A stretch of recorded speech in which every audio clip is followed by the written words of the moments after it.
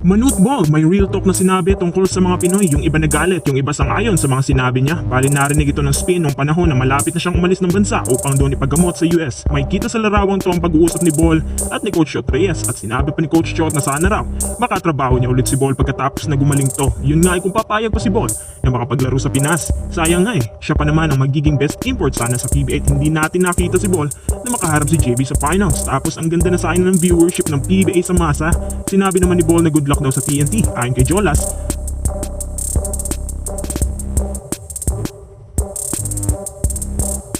kahit nakaalis na si Bol, kinukontak pa rin daw niya ang team at tinuturuan pa kanyang ibang teammates kung anong dapat gawin. Lagi daw siyang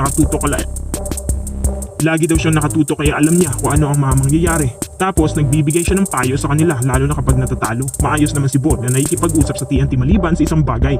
Narinig nga mismo ng media na sinabi daw ni Bol na ang Pinoy gusto laging i-record lahat ng galaw niya kahit saan siya dumako. Naiirita daw siya sa bagay na to. Ang pagkakasabi pa niya ay may kasama umanong pagmumura. Gusto daw niya ang mga Pinoy dahil sa mainit na pagtanggap nito maliban sa bagay na yan. May iba na nagalit kasi gusto lang naman daw nila na meron silang maraming larawan at videos dahil idol nila si Bol.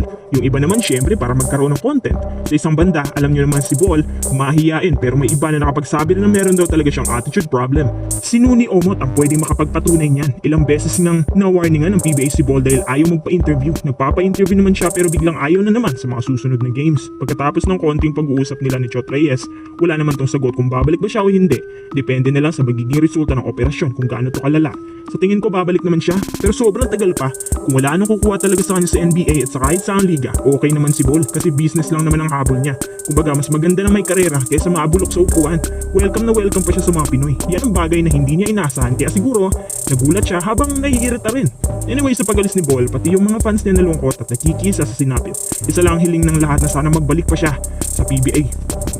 Gaya ng inaasahan, Ginebra versus TNT na naman sa finals. Ang dami nagsasabi nakakaumay raw tingnan ng PBA finals. Well, wala tayong magagawa, ganun talaga. Pag hindi kaya, dun talaga mapupunta sa mas malalakas na team. At si Alfrancis Chua, napakiramdam niya, naungusan niya si Coach Yeng abay biglang ang saya. At sa sobrang saya niya, binigyan pa ang mga players ng extra cash bonus dahil nakaabot sila sa finals. Maiba tayo, pag-usapan natin tong rematch nila at ang paghaharap ni Simak at JB na parehong GOAT imports.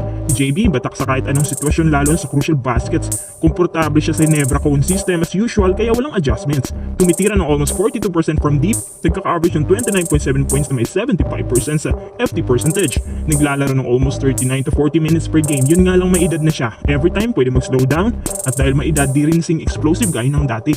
Binabantay ng Ginebra sa kanya yung dinadala ng injury sa tuhod pero minor lang naman daw. Sana makayanan pa ni JB sa long stretch. Kung sa bagay, sanay na si JB sa hirap at pagod kahit sa gilas, ganito naman ang trabaho niya.